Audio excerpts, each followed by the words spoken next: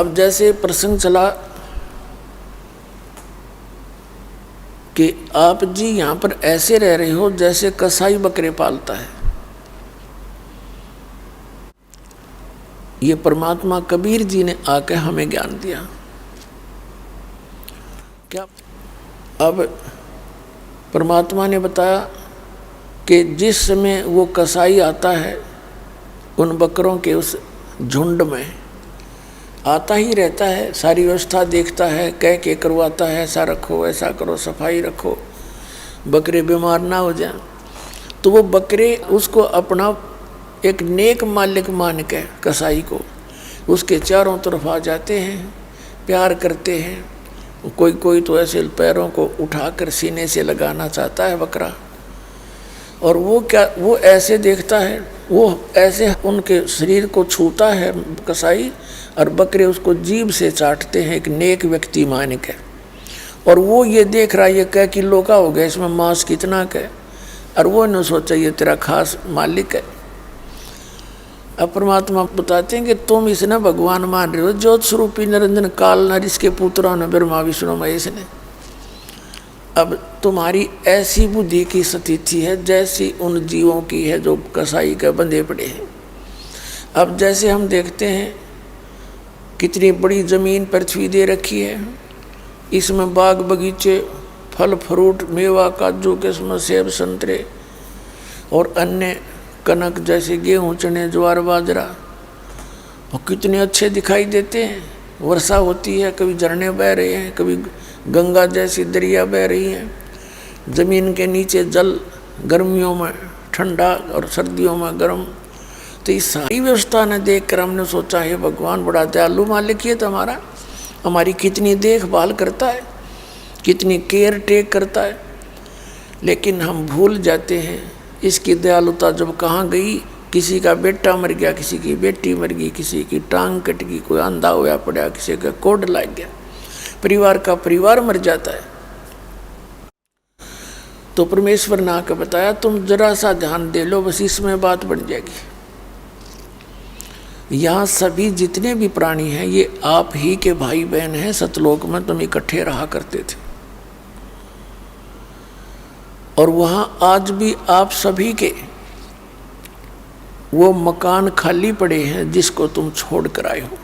पर यह बात आपका जल्दी सी जचे को नहीं, क्योंकि आपने पहले तो यार सत्यनारायण कथा कदे सुनी नहीं, और इन नकली पंथों ने आपको ज्ञान दिया कि सतलोक में कुछ है ही नहीं।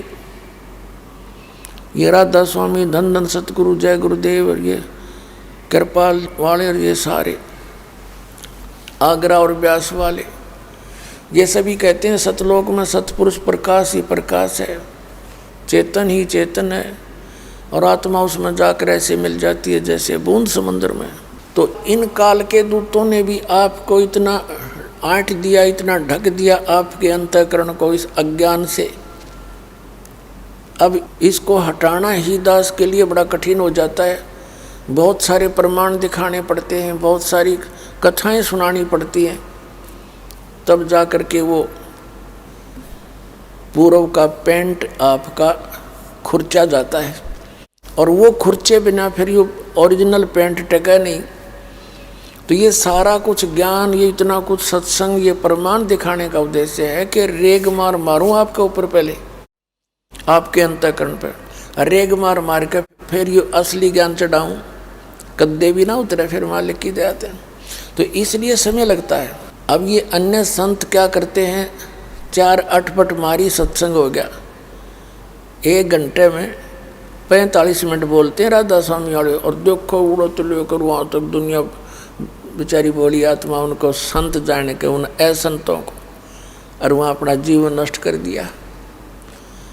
45 मिनट मुश्किल से बोले, और पता नहीं अटपट खट जो आम आदमी को ज्ञान है उससे भी निम्न सत्र का ज्ञान देते हैं।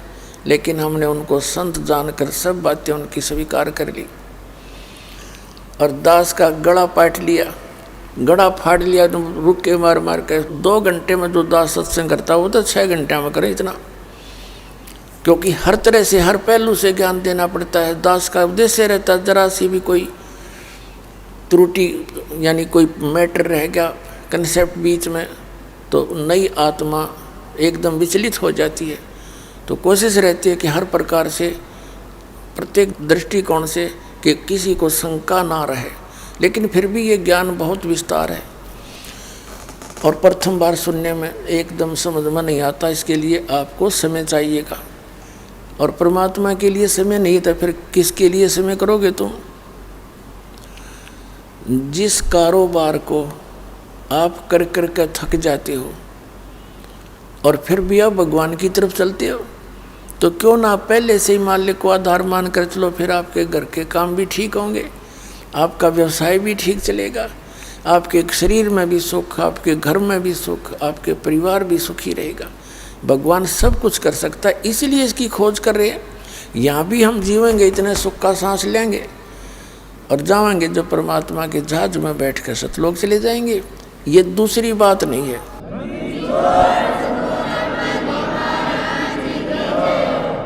जब तक हम यहाँ रहेंगे परमात्मा के गुण गावेंगे, और कोई आपत्ति आवेगी ना, आप देखना दाता, आप न सोचोगे भगवान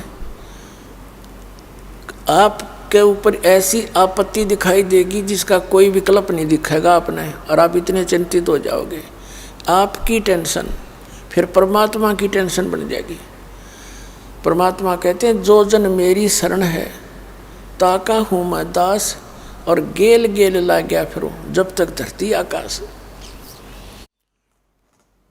तो परमात्मा कहते हैं जो एक बार मेरी शरण में आ गया किसी भी युग में, फिर मैं उसका पीछे नहीं छोड़ूंगा, उसको निकाल कर छोड़ूंगा।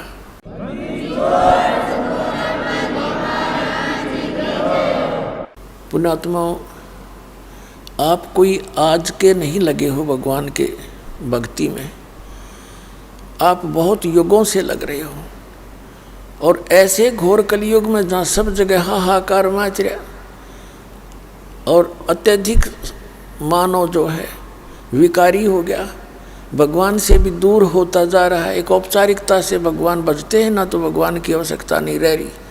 क्यों? कार कोठी होगी, बढ़िया पोस्ट होगी, धन हो गया, रिश्वत खोर हो गए, फिर गुट्टी सूटी लानी, बकवाद गढ़नी, कोठी बनानी, 1 मिनट में मृत्यु हो जा और बिगड़ गई कहानी।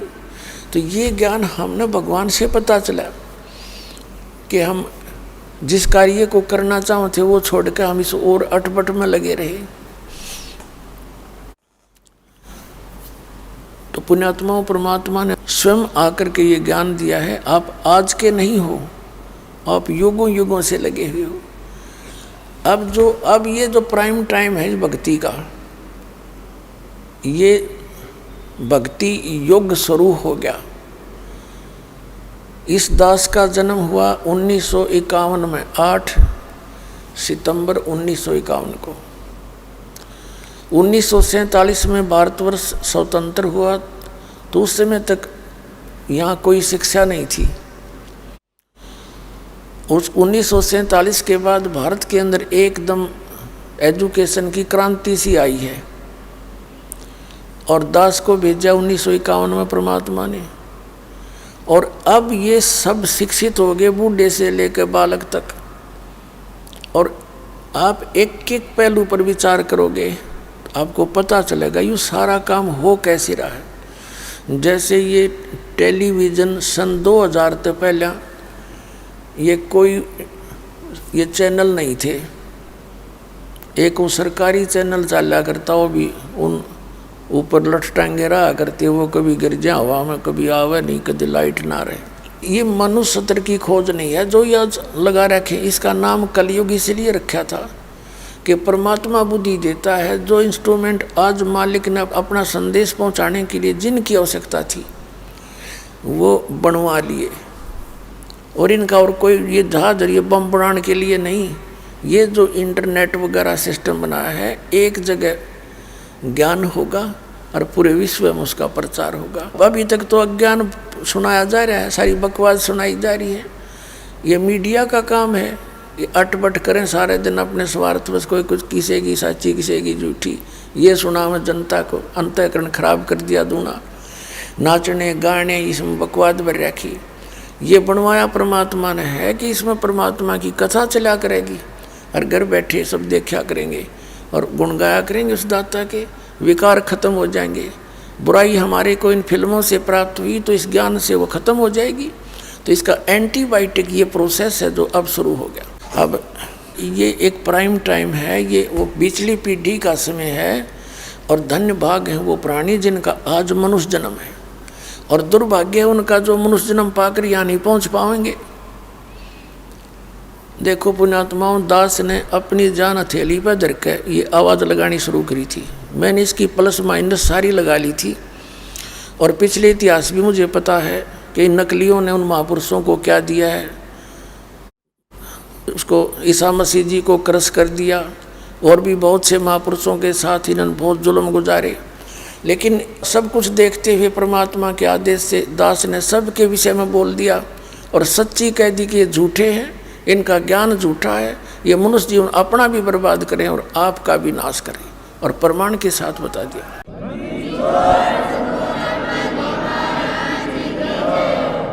अब ये